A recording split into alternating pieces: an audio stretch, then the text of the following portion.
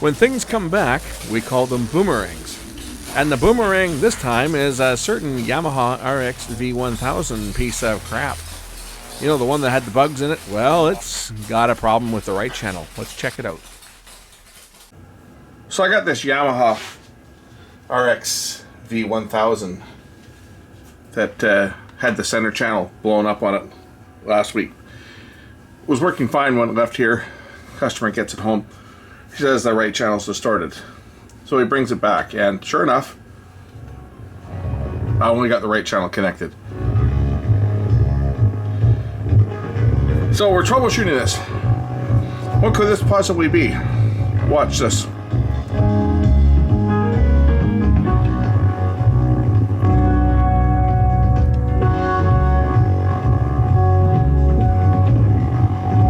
So our fault on this is either a connection has gone bad, power button's also, moisture has gotten into the power button. Either A, there's a connection that's gone bad on here, or B, there's a fracture on the board. More than likely a connection's gone bad, and maybe just when it was being transported and bumped around a bit, it let go.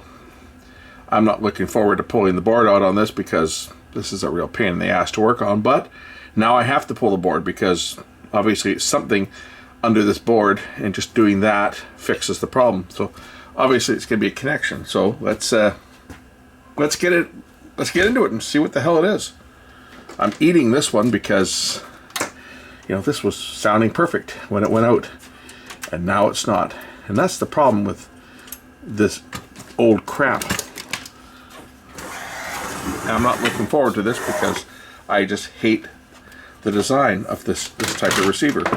To get this apart, to get to where I need to get on here, it's going to take a while.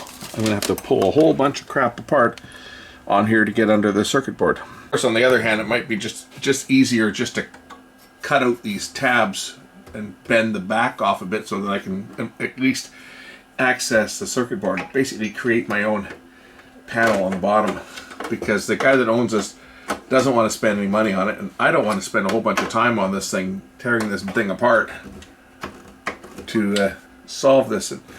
It might be just easier just to do this and then bend them back in place, and it's sitting outside, so it's not like we have to really worry too much about someone getting their fingers into it, as long as I'm able to bend the cover back down somewhat. I know what area it's in. It's these two transistors at the back, so I don't have to open this whole thing up, maybe just as far as to here, just enough that I can observe what's going on.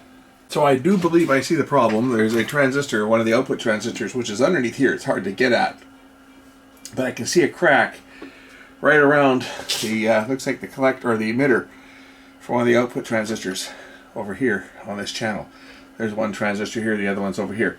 I can see a definite crack around. I'm going to get in there with the iron and resolder that, and then we'll try it and see. The nice thing about this is we'll know right away if I've got it. And then I save myself from having to pull this whole board out, because that's going to be a real pain in the butt to do that. So I got my iron warmed up, get some solder in there, and we'll do some work far off into the corner here as I can get my light in position. See, there's all kinds of rust on this because this thing's had a lot of moisture to it, but I guess maybe something just when it was being transported back and forth, this connection let go. I can see it, it's all crystallized. So we'll just redo this one and other ones around it, and this one beside it. I'll do both of the transistors for the right channel, and then we'll try it again and see whether it still cuts in and out. We'll know pretty quick.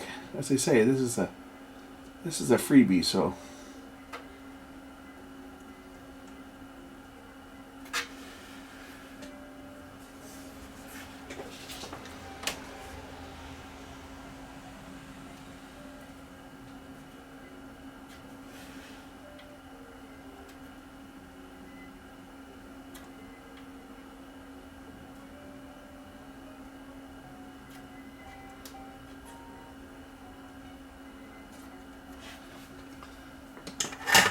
Well, now we can try it. Okay, let's try it out.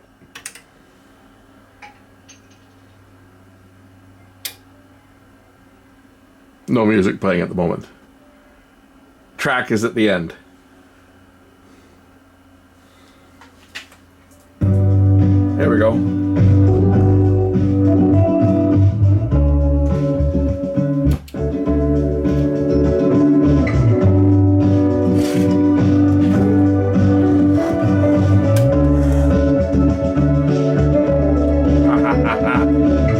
That's all it was. So, I saved myself a whole bunch of trouble by just creating myself an access port, and we'll just bend this back down so that it will kind of cover up the gaping hole in the bottom, and flatten this out a bit here so it's not sticking down. As I say, if this was someone's hi-fi receiver for their home stereo, I doubt that I'd be doing that, but this is an outside garage type unit, so the guy's not too concerned about this. Now, of course, there's always a concern that someone may push these in and cause them to short out the board, so I'm going to put some tape on the board inside here just to cover up the board so that there's no chance that if these get pushed in, they're going to cause any damage. And I'm also going to I'll put some tape on the bottom of the tabs here, so that if they were to get pushed in, they're not going to do any damage. But once this thing's installed, once he's got it back set up at his patio, he's not going to be moving it around and pushing the bottom piece in. I mean, this could be completely removed for that matter, but we'll just put it back in place like this and put some tape on the board here to protect it. That way, nothing's going to short out. And even if these get pushed in, I'm going to throw some tape on the bottom of these vents. Just wrap the vents a bit here. We're not going to lose much in the way of airflow over this part of the board, but this will prevent any chance of a short circuit if someone were to push this in. So that way I can send it back and I don't have to worry about it coming back again because something shorts out. Alright, this one's back together. I gotta kind of take the top off again. When I put it on, I missed one of the catches here. Pain in the ass. There we go. I guess I could have dragged this out longer, but literally that's how fast I found the problem. I plugged it in, I had distortion. I only hooked up the right speaker because he said the left one was fine. So I hooked up the right speaker. Yeah, sure enough, it's got distortion. I pulled the top off of it, and literally I put my hand on the heatsink and just kind of moved it a bit and it cleared up. That is literally how fast I found the problem on this thing. So I knew exactly where I had to go. I knew it was going to be probably one of the outputs that had come undone. Just from the behavior, it sounded like I lost either the positive or the negative side, right? And that's what it was. It was the emitter to one of the transistors. The very far one at the very back is the one that had come unsoldered. So I could have turned this into a really ugly mess by pulling all the boards out to get at that thing, or just cut an access hatch in the bottom. Something that every one of these receivers should have had an access hatch. Yamaha was the company that started removing the access hatches, by the way. Everybody had them, and Yamaha got rid of them. And, you know, if Yamaha can get away with getting rid of the access hatches, everybody else followed suit. That was one of the dumbest things that was ever done by any of the manufacturers. How much would it cost to have an access panel cut in the bottom? Like nothing. It's one extra cut. It's one extra cut in the base and 2 screws, 4 screws maybe to hold it on. If you saw the way that Sony's were.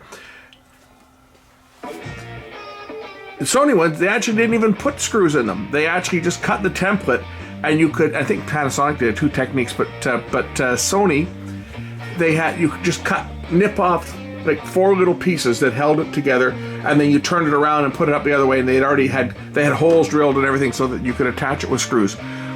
That's the smart way to do it, right?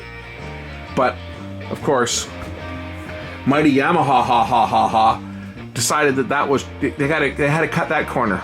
You know, they had to save themselves a penny and not putting that extra cut in, and create a lot of headaches for servicers. So anyway, it's fixed. Hopefully I won't have to see it again. Before I go, I have this plugged into my dim bulb tester. I've got it on full power. But for testing an amp like this, yes, I could run this on reduced power as well. Right? And if I bring up the volume, so I'm running the amp on reduced power, that would prevent damage if there was a fault. If I exceed too much volume, you'll see the light get bright and the amp will actually go into protection. But watch, if I bring up the volume, as we increase the current, when I get past a certain point, the volume, the voltage is going to drop off too much, and it's going to cut out.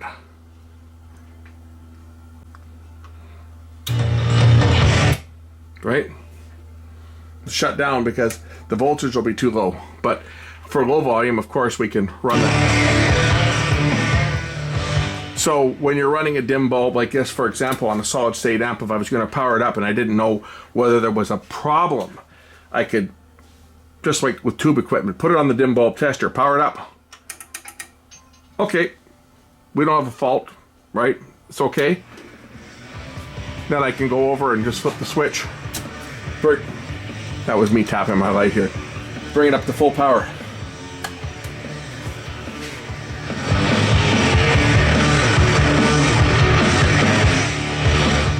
That's why we have the switch on the dim bulb tester, so that we can run it at reduced if necessary for protection, and then once we know that everything is good and we don't have an overload, just throw the switch, give it full power. And this is plugged into my isolation transformer as well, just like everything else. If you wonder what this crappy music is playing, well, this is crap that I downloaded from the YouTube music library. It just happens to be also on my MP3 player. I think it's like the last few tracks on here.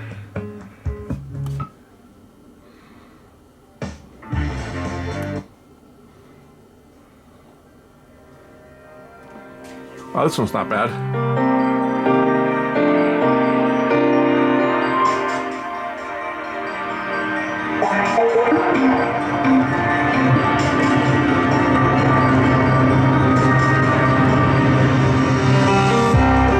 Anyway, that's it for this one. Thanks for watching. We'll catch you in the next one. Bye.